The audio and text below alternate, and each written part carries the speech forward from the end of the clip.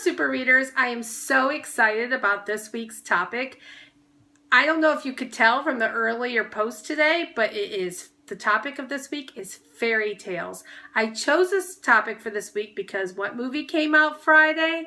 But the live action Beauty and the Beast. And I don't know about your family, but our family has been very excited about it and we just can't wait to see it. We haven't seen it yet though. Unfortunately, Jeremy had to work all weekend, so we didn't get to see it. And I don't know when we'll get to see it now that Abigail's done with spring break and back to school. Yes, we had spring break already. Crazy, isn't it? But anyways, I thought this would be a great week to do fairy tales. So that's what we're going to be talking about. And we have so many great fairy tale books and series. And I thought I'd focus on 3 of our most popular series that deal with fairy tales and just give you an overview of a couple of them. One of them I don't have a copy of yet because it just was released on Friday. I ordered it. Hopefully I have my copy by this Friday. Who knows, because I'm sure a lot of orders went in on Friday when those books were released. Fingers crossed. But I do have a video that will be showcasing those books on Friday. But until then, let me show you the other books that we'll be talking about this week. The first first 2 we'll be talking about are from some of our most popular series, some of my most favorite series, the Illustrated Stories series. And we have the illustrated Grimm's Fairy Tales and the illustrated Hans Christian Andersen's Fairy Tales. We also have an illustrated fairy tales book. And of course, we also have, the Fables book we just talked about from around the world. I mean, there's so many different stories. We have a Prince and Princesses stories book that includes fairy tales. There are a lot of illustrated books that deal with fairy tales, but these are the 2 that I will be sharing from the most, and I would highly suggest them. If you have any questions about either of them, please let me know.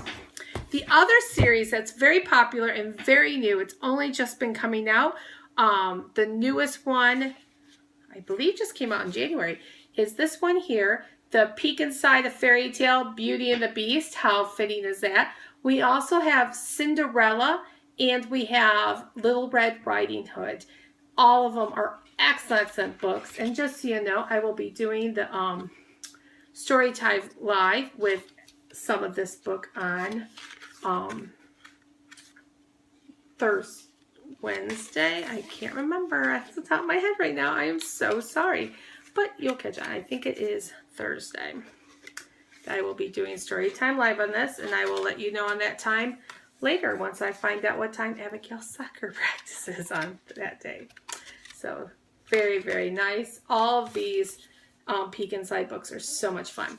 And the last series we'll be talking about on Friday is our newest series I'm so excited about, and I cannot wait until my copy comes, is the Masked Fairy Tales books, which were just released on Friday. There are 2 of them.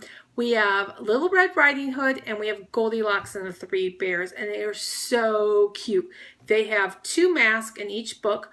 Little Red Riding Hood has Little Red Riding Hood, and the other one's the wolf. And I believe in the Goldilocks and 3 Bears, it's Goldilocks and one of the bears. And you can cut out the mask, and then you can use the mask to tell the story. How much fun is that? I cannot wait to get those books. And we're going to be talking this week about the benefits of having fairy tales and reading them, and even reading the non-Disney versions of the fairy tales. And these are still not like the original, I mean, but these are pretty darn close. These are the actual versions of Grimm's and Hans Christian Andersen's, and they're not Disney-fied, and so they're a little different, and sometimes they're a little shocking. Even this is not the Disney version. And when my 8-year-old Abigail was reading it when we first got it, she took it in the car, and I'm like, this is a little bit below your reading level.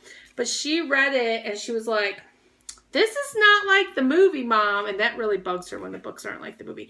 This is not like the movie. And she got really annoyed, but it's a lot of fun. She read it over and over and over again. So she loved it even at 8 years old. So I cannot wait for this week, and I look forward to this week. And let me know if you have any questions about any of the books I shared with you tonight or the ones I mentioned. And happy reading, you guys. Bye.